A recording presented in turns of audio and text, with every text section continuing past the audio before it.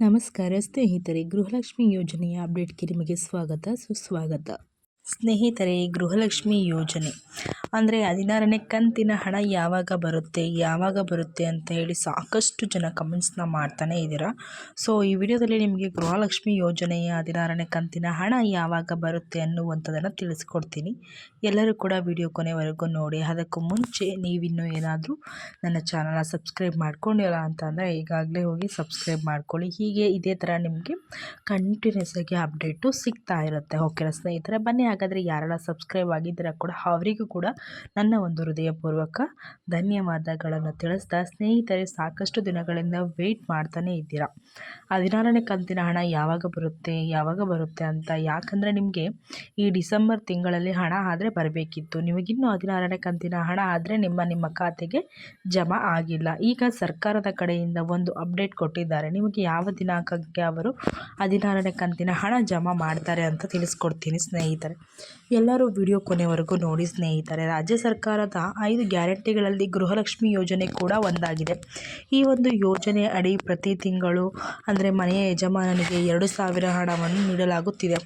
ಇನ್ನು ಬಾಕಿ ಉಳಿದುಕೊಂಡಿದ್ದ 16ನೇ ಕಂತಿನ ಹಣ ಯಾವಾಗ ಜಮಾ ಆಗುತ್ತೆ ಅನ್ನುವಂಥದ್ದು ನಿಮ್ಮ ಎಲ್ಲರ ಪ್ರಶ್ನೆ. ಯಾವಾಗ ಜಮೆ ಮಾಡ್ತಾರೆ ಅನ್ನುವಂಥದ್ದು ನೋಡಿ ಸ್ನೇಹಿತರೆ. ಈ ಅಂದರೆ ಬೆನ್ನಲ್ಲೇ ಏನು ಹೇಳ್ತಿದ್ದಾರೆ ಅಂತಂದರೆ, ಎಚ್ಚೆತ್ತ ಸರ್ಕಾರ ಗುಡ್ ನ್ಯೂಸನ್ನು ಕೂಡ ಒಂದನ್ನು ಕೊಟ್ಟಿದೆ. ಇದು ಜನರು ಕೇಳ್ತಾರೆ ಏನದು ಅಂತೇಳಿ, ಓಕೆನಾ. ಆದ್ದರಿಂದ ಈಗ ಸರ್ಕಾರದ ಕಡೆಯಿಂದ ಒಂದು ಗುಡ್ ನ್ಯೂಸ್ ಆದರೆ ಬಂದಿರುವಂಥದ್ದು ಎಲ್ಲ ಫಲಾನುಭವಿಗಳಿಗೆ.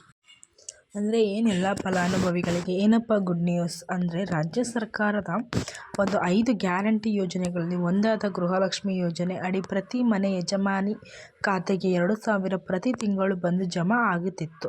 ಕೆಲವು ತಿಂಗಳುಗಳ ಹಿಂದೆಯಷ್ಟೇ ಹಲವು ಕಂತುಗಳ ಹಣ ಇನ್ನೂ ಜಮೆಯಾಗಿಲ್ಲ ಎಂದು ಮಹಿಳೆಯರು ಆಕ್ರೋಶ ಹೊರಹಾಕಿದ್ರು. ಬಳಿಕ ಎಚ್ಚೆತ್ತ ಸರ್ಕಾರ ಆ ಎಲ್ಲ ಕಂತುಗಳ ಹಣ ಜಮೆ ಮಾಡುವ ಕೆಲಸವನ್ನು ಮಾಡಿತ್ತು.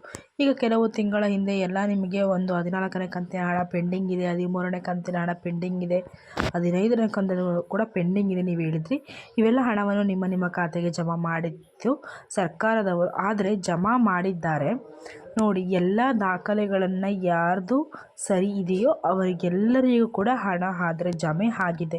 ಇದೀಗ 16ನೇ ಕಂತಿನ ಹಣ ಬಾಕಿ ಉಳಿದಿದ್ದು ಈ ಹಣ ಜನವರಿ 14ರಿಂದ ಬ್ಯಾಂಕ್ ಖಾತೆಗೆ ನೇರವಾಗಿ ಜಮೆಯಾಗಲಿದೆ. ಇದು ಜನವರಿ 14ನೇ ತಾರೀಕಿನಿಂದ ನಿಮ್ಮ ಖಾತೆಗಳಿಗೆ ನೇರವಾಗಿ ಬಂದು ಜಮೆಯಾಗುತ್ತೆ ಸ್ನೇಹಿತರೆ. ಹಾಗಂತ ಯಾರು ಹೇಳ್ತಿದ್ದಾರೆ ಅನ್ನುವಂಥದ್ದನ್ನು ಕೂಡ ತಿಳಿಸ್ಕೊಡ್ತೀನಿ ನೋಡಿ.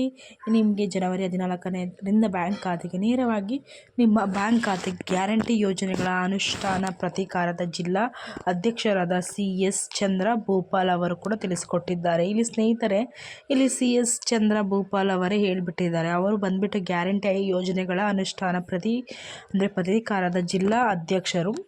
ಅವರು ಏನಪ್ಪ ಹೇಳ್ತಿದ್ದಾರೆ ಅಂದರೆ, ನಿಮಗೆ 14ನೇ ತಾರೀಕು ಹಣ ಏನಿದೆ ನಿಮ್ಮ ಖಾತೆಗೆ ಬಂದು ಜಮಾ ಆಗುತ್ತೆ. 14ನೇ ತಾರೀಕಿನಿಂದ ಈ ಮೂಲಕ ಗೃಹಲಕ್ಷ್ಮಿಯರಿಗೆ ಗುಡ್ ನ್ಯೂಸ್ ಆದರೆ ಕೊಟ್ಟಿರುವಂಥದ್ದು. ಅವರು ಇಲ್ಲಿ ಗೃಹಲಕ್ಷ್ಮಿ ಯೋಜನೆಯ ಡಿಸೆಂಬರ್ ತಿಂಗಳ ಕಂತಿನ ಹಣ ಫಲಾನುಭವಿಗಳಿಗೆ ವರ್ಗಾವಣೆ ಮಾಡಲು ಎಲ್ಲ ಸಿದ್ಧತೆಗಳನ್ನಾದರೆ ಮಾಡಿಕೊಳ್ಳಲಾಗಿದೆ.